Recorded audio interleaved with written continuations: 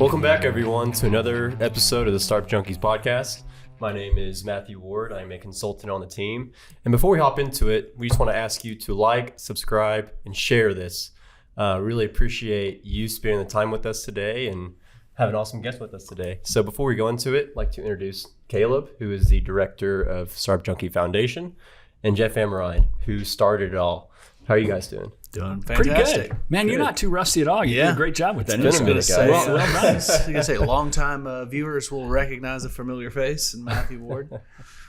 And today we have our esteemed guest, Dr. Stoverink. Knew him when I was back in the MBA program in Arkansas.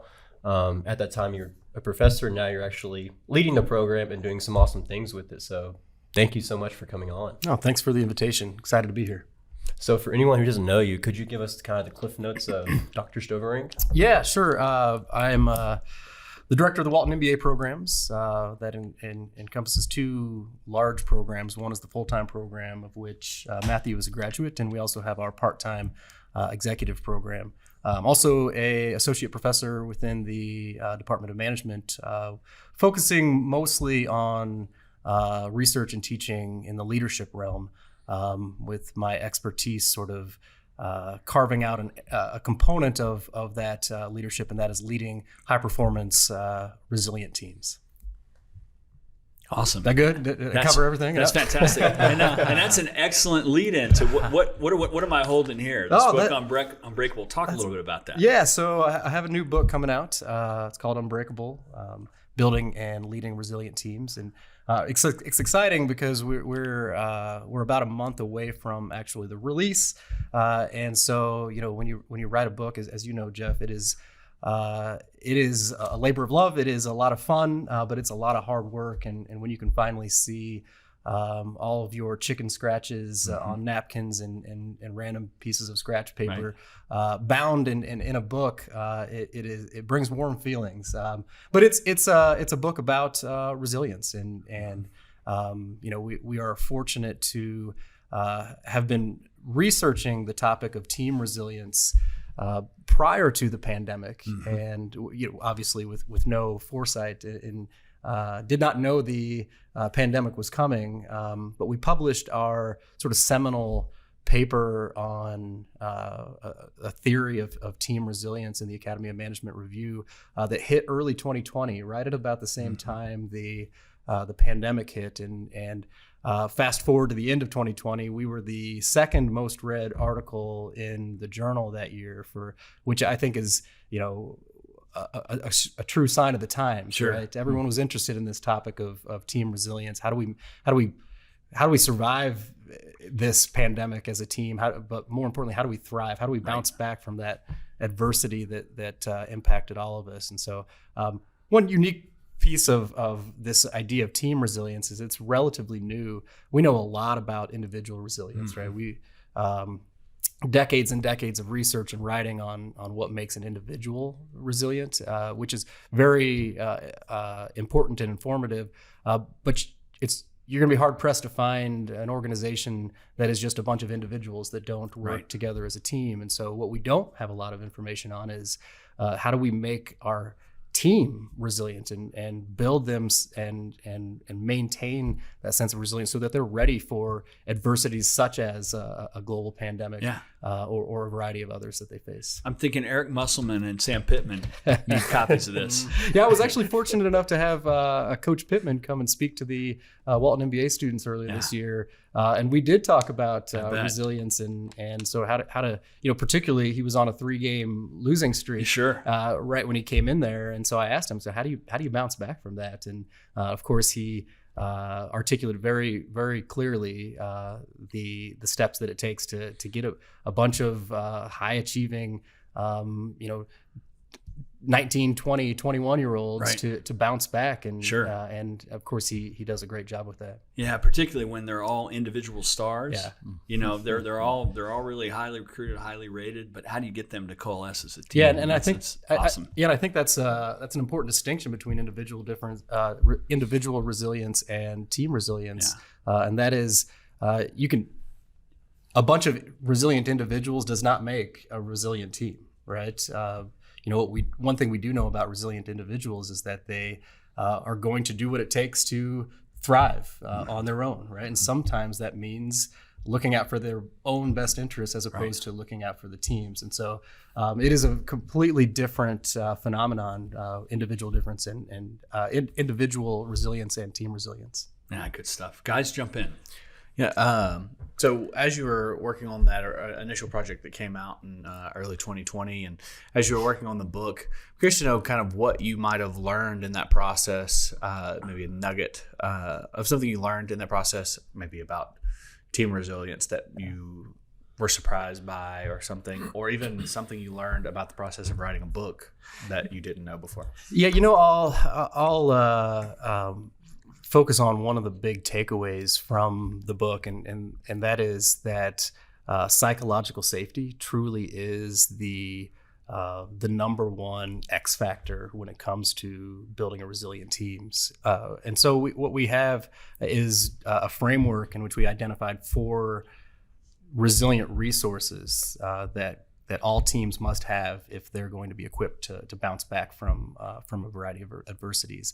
But the one that allows the other 3 to be effective is psychological safety. And psychological safety is this shared belief amongst the teammates that we are safe to take interpersonal risks. We are safe to be authentic. When we have a thought, we can speak up and share that thought, even if it is an unpopular opinion, even if it is directly challenging another teammate's idea, even if it is admitting a mistake that I made. These are all very difficult interpersonal risks that could could result in a negative reaction amongst those around us, right? And so we have to feel safe in that environment to speak up, right? Innovation is a big part of what you all do, and if you want to be innovative, you simply have to have all the perspectives on the table. And if people don't feel safe to go against the grain, your innovation is cut short. Do you have any tips on practicing that within entrepreneurial teams or just teams in general? Because I remember an exercise that we did was we had to climb a mountain, a simulation, not actually climb a mountain. This was during the pandemic. Yes. And it was like teams of 5, and it was very difficult because the different personalities, and like you were saying, even if everybody is resilient, that doesn't mean the team's resilient. So do you have any tips or advice for teams that maybe clashing heads and not able to build up that psychological safety? Yeah, and the difficult challenge that I threw you into was I put together this team of individuals randomly in your class and told you to go climb Mount Everest together, simulated a mountain, of course, but you didn't have the luxury of building psychological safety in advance, and that was by design, right? That sort of showed you the difficulty of conquering a major obstacle together when you don't have that psychological safety. And some people on the team don't feel comfortable speaking up and saying, I don't think this is the right strategy. I think the weather's coming. I think we should stay here at camp one more night. And others are saying, no, we got to move forward. Some remain silent because they don't feel comfortable. Some unfortunately feel too comfortable and just go out and just ram right in and say, no, what you're saying is wrong, right? And so one really effective exercise that I've used to build psychological safety in my own team, but also in teams and some of my clients at some of the local Fortune 500 companies here in Northwest Arkansas, is an activity in which you offer structured self-disclosure. And so one of the quickest ways to build trust, and of course trust is the foundation of all relationships, which encompasses psychological safety, is to disclose personal, intimate details about one's life, right? And this is sort of revolutionary in the workplace, right? You don't really see this very often, where people are talking about personal issues. In many organizations, it's frowned upon, but ultimately, it is one of the quickest ways to earn trust. And so, what I'll do is there's actually a list of 36 questions that was used in a research study several decades ago in the social psychology literature, in which the researchers went out to try to take two random strangers, bring them together in a lab, and make them best friends within the course of like 30 minutes. And it was phenomenal how close they were able to come just by asking and answering a series of 36 personal questions that got progressively more personal, right? At the beginning, it's, if you could have dinner with anyone throughout history, who would it be and why? And at the end, you're asking questions like, when was the last time you cried in front of another person? When was the last time you cried by yourself and why, right? And so, in almost every time I've done this exercise, both in my own research in the lab, with my own team at work, with my executive education clients, almost always at least somebody in the group is in tears by the end, in a good way, right? And you see hugs and so what happens when that moment happens, you can just feel the energy shift, and all of a sudden everyone feels so much closer because you see them on a completely different level than you did before. Before it was just a teammate, we work together, we accomplish goals, I need them, they need me. Sure. But now you start to see the human side, and when you feel that human connection, that's when psychological safety starts to break through. And I guess some of that can translate into the core values that teams and companies create as well. I mean, there's a good one that speaks directly to what you're talking about. And one of the software development firms here, one of their core values was, I got your back, you've got my back. And it was just this whole idea of, this is a place where we're looking out for each other. We can disclose things to each other. We can have tough conversations, and we're still going to look out for each other. Yeah, and oftentimes organizations don't have that. Right. And in fact, I've experienced that in my own career. I've experienced that with my exec ed clients, where they'll call me in specifically for that reason. Right.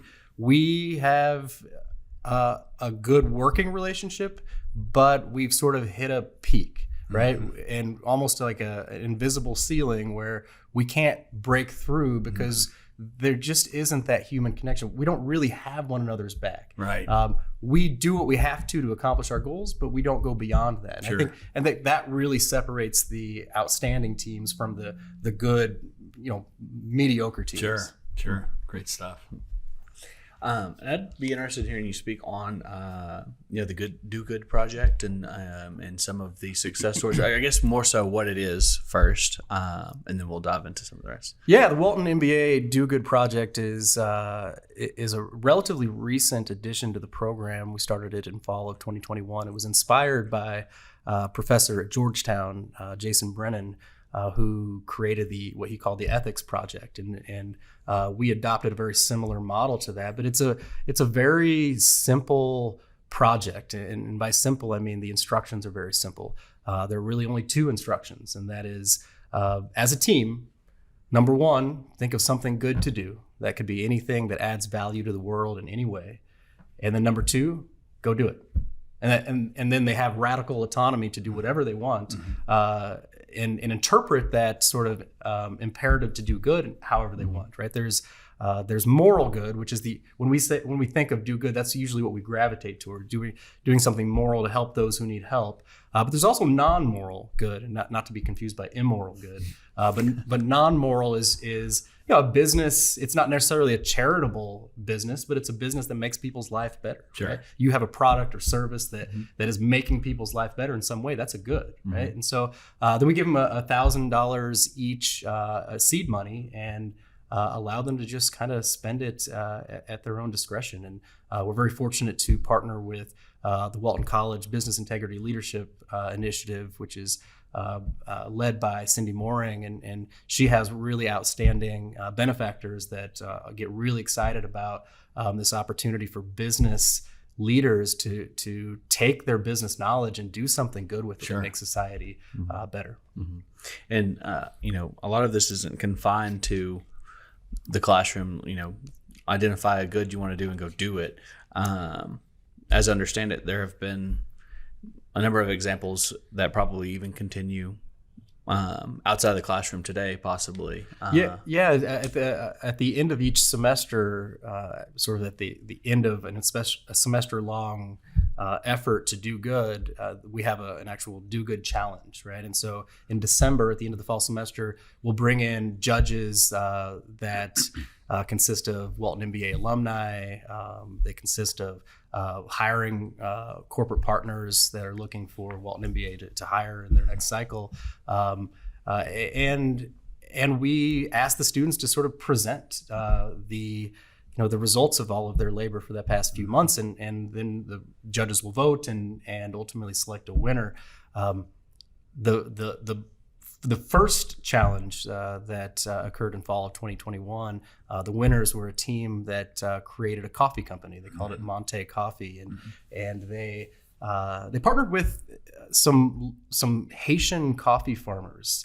Of course, we all know that Haiti is a struggling economy right now, particularly the farming community. And so they found an opportunity to invest in the Haitian farming community by purchasing and importing coffee beans from Haiti, roasting them here in Northwest Arkansas. And the original plan was, and they succeeded, was to start serving their coffee at Base Camp, local coffee shop here in Northwest Arkansas. And Walmart found out what they were doing and liked the sound of it. And fast forward a few months, and within about 9 months of project completion, they had their product on 11 shelves in the local Walmarts here in Northwest Arkansas. So it was a class project that was initially created to do some good in Haiti that turned into a successful business that you can still purchase at Northwest Arkansas Walmarts. That's great. Very cool. What would you say is the initial reaction from the students when they hear that prompt? Because it makes sense, right? But it's such this infinite, boundless task of, do something good, be anything. Like what's the reaction to that, and how do they try to structure that, really? Yeah, that's a good question, and I know where that's coming from, because as a former MBA student yourself, you know that MBA students like structure, and it was tough for them in the beginning, and they would ask me questions. What are you looking for? I said, this is up to you. You have radical autonomy, because life isn't always a list of instructions, right? And so I want you to create this in your image, right? The way however you perceive good, however you interpret that imperative to do good, I want you to go do that. I don't want you to do what I want you to do. I want you to do what you want to do. And so it was a challenge. And I got some groans and some gripes, but at the end of the day, at the end of the project, they were all excited about the results of their labor, and ultimately it was so successful that we continued it into year 2 and have plans to even grow it a little bit next year in year 3. And I can imagine, in addition to just kind of the grounds for structure, I know that because I had a friend that was in the class this past semester, and I know they kind of bit off a little more than they could chew on the front end. So there's probably like this also this desire to do good. Like, how good can we do? What can we tackle? Let's solve world hunger, whatever else. And I know his specifically in his group was elephant mitigation in Africa, using bees and hot peppers and then importing those to sell locally. It's like, that's kind of it's a big feat to accomplish in a semester. So how much of that is them kind of coming to the realization that, like, we are overachievers, by nature. How do we run that into actually do something that's like practical and actionable, and balance that with that other kind of thought process as well? Yeah, and I think it's a great question, because that team ultimately pivoted and did something fantastic with their mentor program for high school students in Springdale. But this is a good example of learning from failure, right? And so they were really excited about this idea. That idea didn't work, right? So how do you pick yourself up? And now you're crunched for time, because you're in a few weeks into the semester. Now you have less time, and so what it is, it creates adaptability, right? And so and as in the entrepreneurial space, you're going to fail a lot, and you need to be able to pick yourself up, start over, try something different, and sometimes that's difficult because it's deflating. But they, credit to them, they moved immediately, they pivoted immediately, and a successful pivot like that, as builds confidence for the next time. And so, I'm very pleased with that particular group. All the groups, of course, did a great job, but that group had big ambitions that ultimately did not work out for them, and they moved into a different area that was enormously successful. It's crucial to be able to figure out how to deal with ambiguity and to understand that failure can be part of the process. Take that as feedback and then move on to the next thing, and do that quickly. So often, it's interesting, the student mindset. I think we spend a lot of time getting students to follow the rules, to follow the rubric, to do what they got to do for a grade. And sometimes, and I do this intentionally, particularly in a class on new venture development, you're a little bit ambiguous. It's like, well, what does this need to look like? What does that need to look like? I was like, whatever you think an investor will buy if you're trying to gain investment. So you give them some guidelines, but putting them in a position to understand that most of their life is going to be involving dealing with ambiguity and figuring it out. I think that's a crucial part of it. Yeah, but I think that is why the academic environment is so important and so wonderful, that it's a low stakes, safe place to fail. That's what I tell them too. It's like, look, this is a laboratory. This is a place to learn those tools that allow you to deal with failure and to iterate quickly. And then when you're out in the world, it's not going to be nearly as scary. Yeah, because you will fail out in the world, right? But I don't want that to be your first time. The first time. Yeah, exactly. It's really good stuff. Yeah, and to me, that comes full circle back to your book with psychological safety, because through that process, you're never going to have the right or wrong answer. It's just figuring it out and pivoting and just going along with it. And like you're saying, Jeff, it's never going to be a perfect venture with entrepreneurship. If it is, then probably going to be worth billions and billions because you have all the right answers. Constantly dealing with incomplete information, and you have to make a decision and move on. Yeah, that's for sure. What are some of you mentioned that psychological safety is one of the important pillars. What are a couple of the others that you'd like to talk about? So it's a 4 pillar framework, and again, I mentioned the psychological safety sort of creates the foundation for all the other ones to grow on top of. Without psychological safety, you can't have the other 3. But the other 3 are team confidence, and specifically a moderately high level of team confidence. And we specify that because when times get tough, it's easy to get deflated and to quit. Right. So you have to have the confidence that you can pick yourself up, dust yourself off, and keep moving forward. But at the same time, you don't want to be overly confident. Yeah. Sports stories abound. The number 1 team coming in easily should have just rolled over the other team, but ended up losing because of overconfidence. Right. And so you have to have a moderately high, we would say above average, but it can't be too high. Otherwise, again, you're gonna run into that situation where hubris takes over, and you're not actually on the lookout for possible adversities because you think you're untouchable. Yeah, to that point, a guy that and we're sitting in a building that one of the original guys behind Bank of Fayetteville, John Lewis, built some years back, and he had a famous saying, and it was that hubris is the first sign of an impending train wreck. And so that I love what you say about that. Moderately high, but not overconfident. That's right. Yeah. Because a big part of, and why it's so important for resilient teams who are, the whole nature of resilience is bouncing back from adversity. If you're overconfident, you either think that there aren't any adversities, right? Because you're just used to just sliding through life without any difficult, or that you're sort of immune to those adversities, right? And so you're less likely to be vigilant and look out for those adversities, and that's a really important part of being resilient, is being able to detect early those before they become critical, those adversities, so that you can start to adapt. And that actually brings us to the second pillar, which is a capacity to improvise. And so if you are a resilient team, you need to be able to pivot relatively quickly, and that allows you to choose multiple paths. And we are very clear that doesn't necessarily mean adapting every time, right? And actually, that's something that we feel is overly emphasized in the literature, that when times get tough, you need to change course. And that's not always the case, right? Sometimes you actually are on the optimal path and you just need to power through and forge ahead. So being able to improvise and make that decision on the fly, whether it's, weighing 2 or 3 other paths, or just saying, you know what, I think this is a tough time, but we're already on sort of heading in the right direction. Let's just stay the course. So that's the second pillar, and the third one is sort of what we call teamwork roadmap, which is sort of an understanding of each person's role on the team and how it fits into the larger puzzle.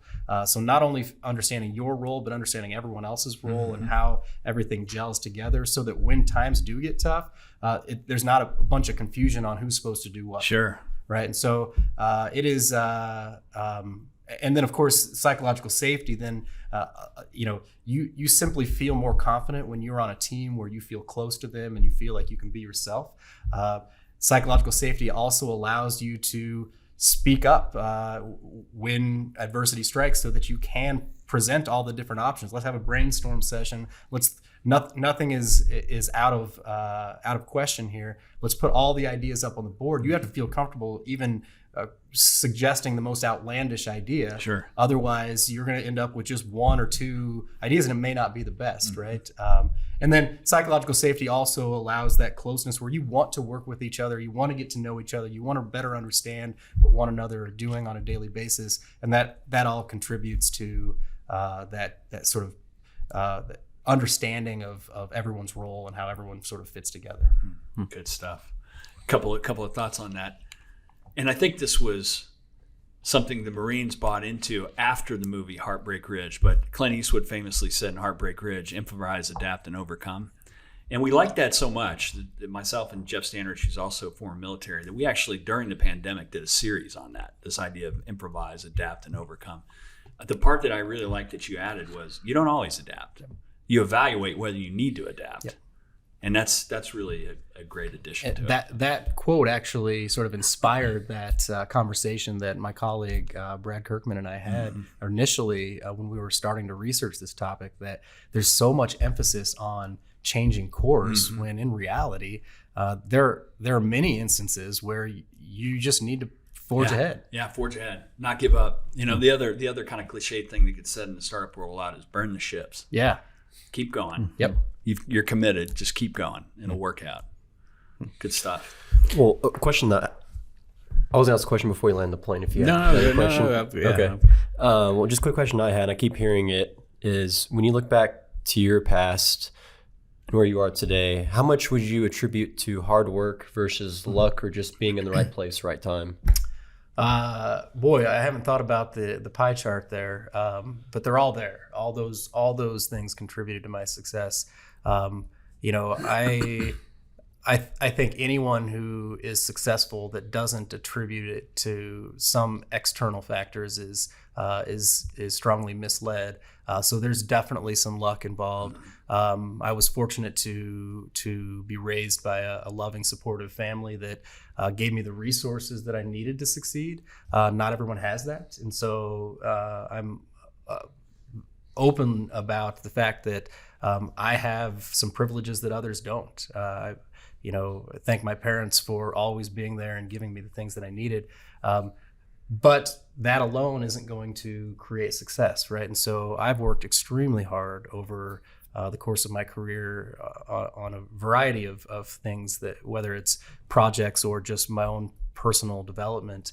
And so the combination of sort of being in the right place at the right time, being born into the right family, having loving parents that supported me, and also a work ethic that I think contributed a lot to it. But to be honest with you, I would probably give it equal credit because I know a lot of stories abound of people out there with incredible work ethics that just never had the chance.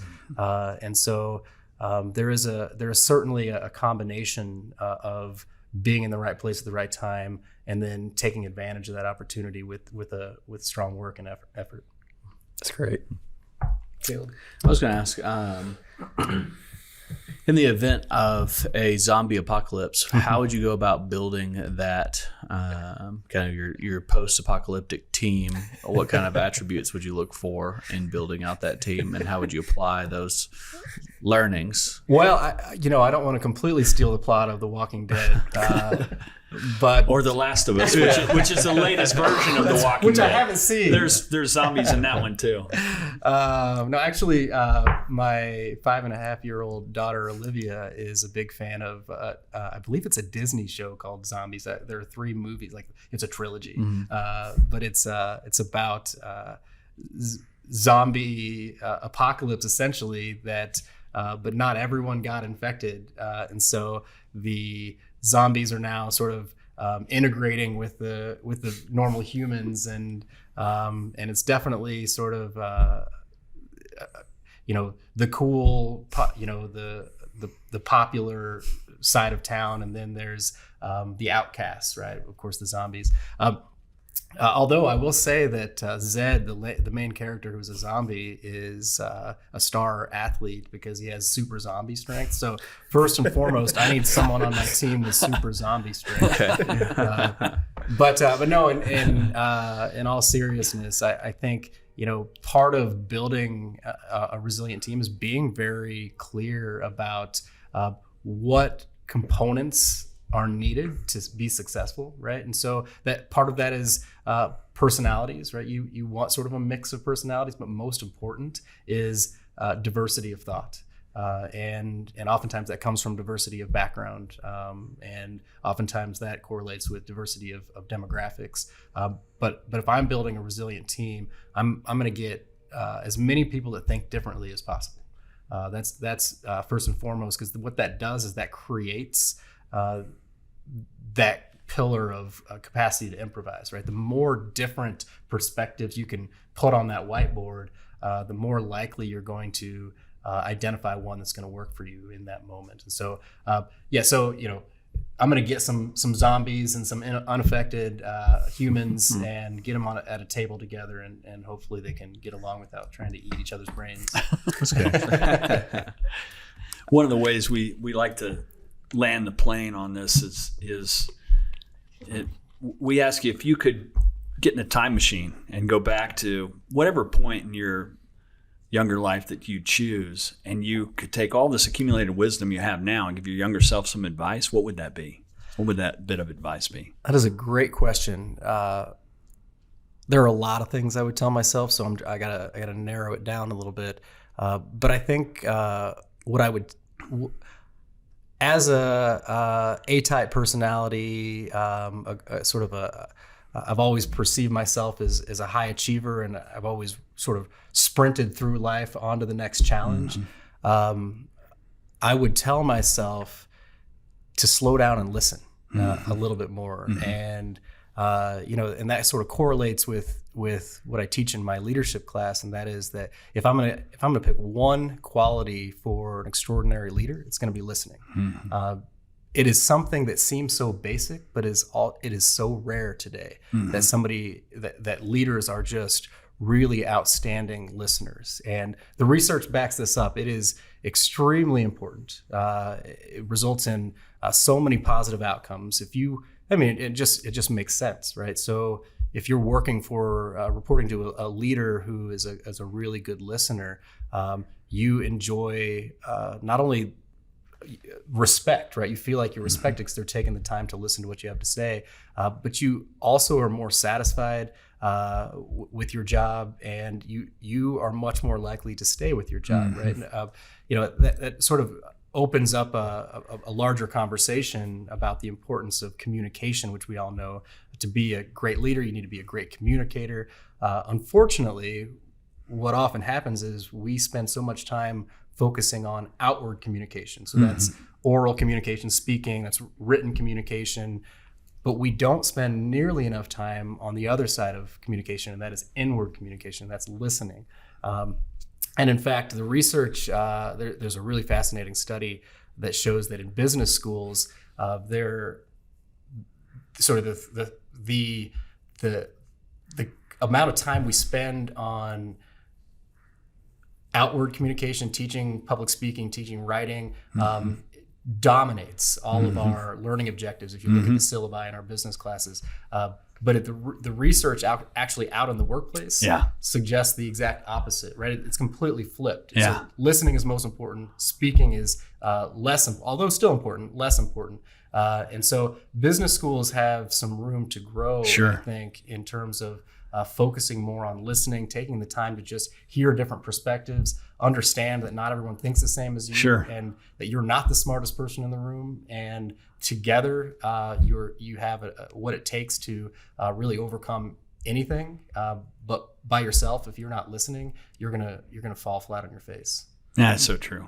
Yeah, it's excellent. Good stuff. Well, the final thing that we always do, and we're going to give another shameless promotion for Unbreakable, Building and Leading Resilient Teams.